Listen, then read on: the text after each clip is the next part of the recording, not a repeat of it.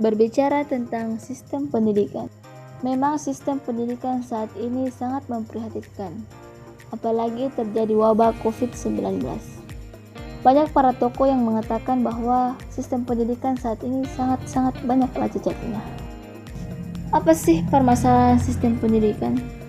Sebelum saya menjelaskan perspektif dari apa yang terjadi pada sistem pendidikan, kalian harus tonton video ini sampai habis. Dan jangan lupa klik tombol like dan subscribe, agar lo tidak ketinggalan pada video lainnya dari 1%. Nah, apa aja sih sebenarnya yang terjadi pada sistem pendidikan? Masalah pertama, menurut Neil deGrasse Tyson, sekolah mereward nilai atau IPK. Tapi sayangnya, kehidupan tidak mereward nilai atau IPK. Jadi bisa dibilang sekolah itu tidak efektif pengaruhnya dalam kehidupan kita. Ya, tentu jadi masalah. Kemudian, apa sih tujuan dari pendidikan? Mungkin akan terjadi perdebatan terhadap pandangan kalian dengan tujuan pendidikan. Tapi menurut gue, tujuan pendidikan adalah menyiapkan manusia untuk menjalani hidup. Pendidikan juga bisa membantu kita untuk memiliki skill yang membantu kita supaya mudah dalam menjalankan kehidupan. Karena pendidikan memberikan kita skill, pekerjaan, dan lain-lain sebagainya. Yang jadi pertanyaan, apakah sekolah sudah berperan seperti itu? Apakah sudah berperan untuk mencapai tujuannya? Neil deGrasse Tyson mengatakan sekolah yang ada saat ini belum bisa mencapai tujuan tersebut. Kenapa? Karena hal yang dihargai di sekolah adalah nilai tinggi. Kalau lo mau dihargai dan diperhatikan di sekolah, ya dengan cara itu kalian harus memiliki nilai yang tinggi. Tapi belum tentu dengan kita memiliki nilai tinggi kita bisa menjalani hidup kita.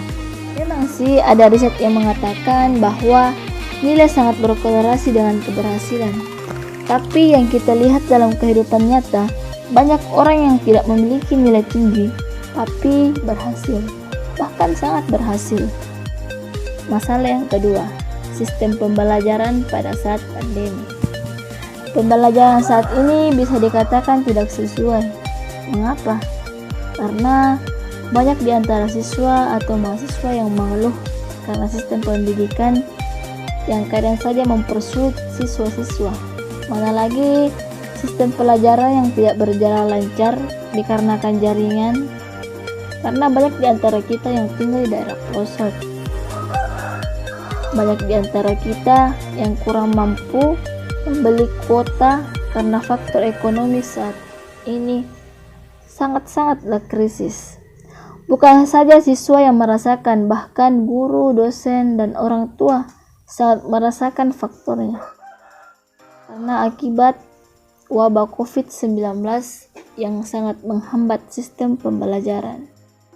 Permasalahan yang ketiga, yaitu permasalahan eksternal pendidikan masa kini. Permasalahan eksternal pendidikan di Indonesia sangat kompleks, karena kenyataan kompleksnya dimensi-dimensi eksternal pendidikan itu sendiri. Dimensi-dimensi eksternal pendidikan meliputi dimensi sosial, politik, ekonomi, budaya, dan bahkan juga dimensi global.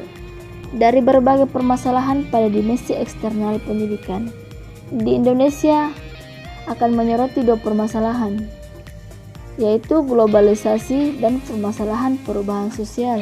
Permasalahan globalisasi menjadi penting untuk disoroti, karena ia merupakan tren abad ke-21 yang sangat kuat pengaruhnya pada segenap sektor kehidupan, termasuk pada sektor pendidikan. Sedangkan permasalahan perubahan sosial adalah masalah klasik bagi pendidikan. Dalam arti ia selalu hadir sebagai permasalahan eksternal pendidikan. Dikarenakan permasalahan ini harus dicermati.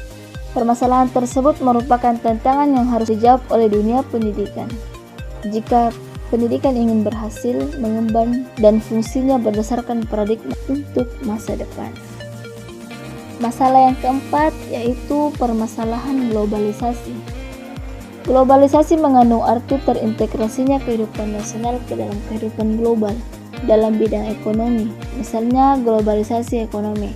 berarti terintegrasinya ekonomi nasional ke dalam ekonomi dunia atau global. Bila dikaitkan dalam bidang pendidikan, globalisasi pendidikan berarti terintegrasinya pendidikan nasional ke dalam pendidikan dunia. Begitu jauh globalisasi memang belum merupakan kecenderungan umum dalam bidang pendidikan. Namun gejala ke arahnya sudah mulai nampak. Sejumlah sekolah, kampus di beberapa kota di Indonesia sudah menerapkan sistem manajemen, quality management.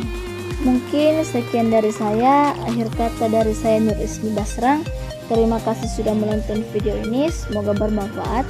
See you di next video. Assalamualaikum warahmatullahi wabarakatuh.